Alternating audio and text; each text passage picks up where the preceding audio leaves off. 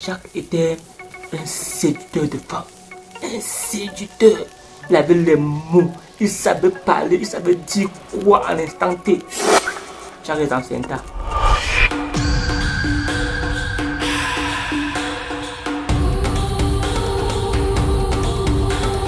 Bonjour et bienvenue dans cette autre vidéo où je suis très heureux de vous avoir encore aujourd'hui. Aujourd'hui, nous sommes actuellement au Togo. Il était une fois, il y avait un jeune homme appelé Jacques. Jacques était un homme très charismatique, beau, élégant. Il avait aussi un peu bien de l'argent. Il avait ça. Il avait bien son argent. Pourquoi? Parce que Jacques était un voyageur. Jacques voyageait. Il partait dans les différentes villes du Togo. Il voyageait dans les différents villages un peu de part et d'autre. En effet, c'était un chauffeur camion.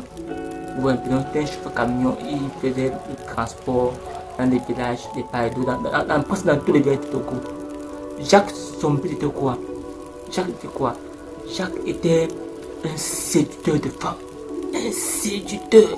Il avait les mots, il savait parler, il savait dire quoi à l'instant T. Les mots clés, il avait. Donc, c'était un bon parleur. Jacques était un bon parleur, il était bien charismatique. Il avait sa beauté qui accompagnait, il avait aussi un peu d'argent qui accompagnait. Et c'était aussi un bon financier des femmes. Chaque village que Jacques faisait, il faisait l'effort d'avoir peut-être dormi peut-être avec une ou deux femmes, de mettre une ou deux femmes dans ses poches. De leur donner le rêve de leur vie, bien les parler, donc de parler bien, non, bien les parler, et donner le rêve de leur vie, de leur faire comprendre que non, il va les épouser, tout. Et après, pas qu'il couche avec toi une, deux, trois fois, de temps en temps, quand il vient dans le coin, il t'appelle, il couche avec toi, tout. La majorité de ces filles-là étaient les femmes de foyer, les femmes qui ont eu un enfant dans le foyer, deux enfants dans le foyer. Quand Jacques les parlait, ça faisait ce que eux partaient, commençaient à insulter les maris, qui étaient maris de mon rien, parce que Jacques les donnait aussi bien de l'argent. Jacques avait de l'argent, il était un chauffeur camion. Son camion là, c'était son camion que son père avait donné. Et son père était décédé, son père avait aussi des camions. Et lui était aussi même chauffeur. Donc il touchait ça dans des camions là, et il travaillait aussi lui-même personnellement. Il y avait une fille appelée Richnel. Richnel, elle, c'était quoi? Elle, son rêve était devenu une grande avocat mondiale.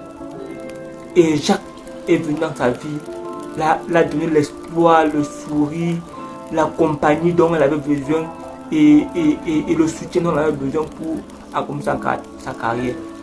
Toutes ces filles-là, Jacques est enceinte. Et quand tu es enceinte, il disparaît. Il disparaît, il abandonne l'enfant. J'ai connu Richnel qui voulait devenir avocat. Il mettait dans son rêve. Quand Richnel tombe enceinte, Richnel savait que elle avait son bon gars de confiance. Il disparaît. Des femmes de foyer, il retire des femmes dans le foyer. Il les fait comprendre que non, il va les épouser et qu'il va les mettre à l'aise. Dès qu'il est enceinte, il disparaît. La fille du colonel, l'enceinte, la fille du ministre, l'enceinte, la fille du procureur, l'enceinte, la fille des plus grands hommes du gouvernement au Togo, l'enceinte. Donc l'enceinte, plus de 300 femmes en tant que ça. Donc l'enceinte, vraiment les femmes en Soko. Donc elles étaient incomptables, elles étaient nombreux. Mais ce que l'erreur que Jacques fut commis, c'est qu'il toucha la fille du président de la République du Togo. L'enceinte, il fuit. Il fuya. Quand il fuya maintenant comme ça, la fille du président, comme la fille du président est tombée en amour de lui, il a décidé de le retrouver pour que vaille. Tous les richesses étaient basées sur lui au Togo. Quand il décida de vouloir fuir le Togo, il décida de vouloir fuir pour s'en aller quelque part. Il passait dans les frontières, ses photos étaient affichées partout. On l'arrêta. Jacques était comment? Il avait enceinté plus de 300 femmes, dont les femmes Sokoto. dans le journal à la télévision, un homme qui a enceinté la fille du président et là, voilà, et fuit, et tout, donc son image est passée dans les médias, et tout. Toutes ces personnes déclarées sont toutes déclarées. Comment sont déclarées comme ça? Ils sont rassemblés là-bas tous. C'était du venez voir. Je vous assure, si je venais voir, c'est une histoire réelle, c'est une histoire qui est réelle. Si je venais voir, c'est donc là où, quand cela se passait comme ça, le jour qu'on le jugeait les morts, donc le jour qu'on l'a amené maintenant pour le juger, les morts, tous ces filles sont restées sans mari, sans tous leurs enfants, n'avaient pas de père, et tout. Vous voyez un peu, donc eux tous n'avaient pas de père. Et c'est donc cette histoire qui fait marquer l'histoire du Togo. Vous voyez un peu. Et raison pour laquelle maintenant vous voyez, quand vous arrivez au Togo, vous voyez la majorité des femmes. La majorité des femmes sont sans mari. Tout, vous voyez, quand les enceintes fuient. Vous voyez ici au Togo, les femmes se battent d'eux-mêmes pour subvenir à leurs besoins. Ils portent l'enfant au dos et partent travailler parce qu'ils n'ont pas de mari. Cela affecte la majorité des hommes au Togo parce qu'ils ont compris que les femmes peuvent se battre et subvenir à leurs besoins. Ça fait ce que ici on enceinte, on fuit. Les gars enceintes, les filles fuient. Les gars enceintes, les filles fuient. Les filles se battent d'eux-mêmes pour subvenir à leurs besoins. Donc, c'est une histoire qui est... Venez vous-même vérifier, vous allez voir. Venez vous-même constater. Quand vous marchez dans tout le camp, ici, vous voyez,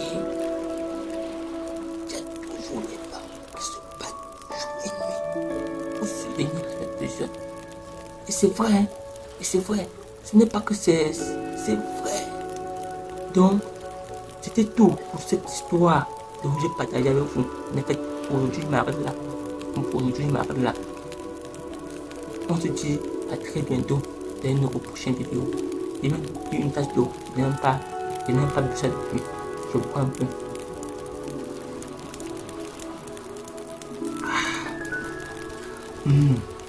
J'ai pris une tasse d'eau pour boire pendant que j'étais en train de suivre l'histoire. J'ai commencé avec l'histoire sans ma tasse d'eau. Et je voulais même vous dire de prendre une tasse d'eau ou une tasse de café et thé et suivre l'histoire avec moi. Je n'ai pas pu le dire. Parce que j'étais pressé de voir l'histoire. J'étais pressé. Prochainement, je vais prendre mon temps. Je vais bien voir mon film. Je vais m'isoler à un endroit où je peux parler tranquillement fort et crier. Pour mieux vous raconter. C'est ici, je suis un peu sans tout de.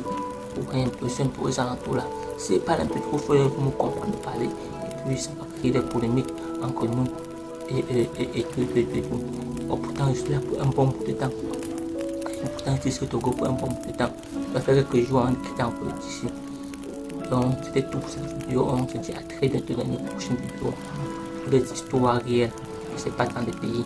Parce que je voyage partout dans des pays. Je fais des histoires. Et à très bientôt. Bye bye.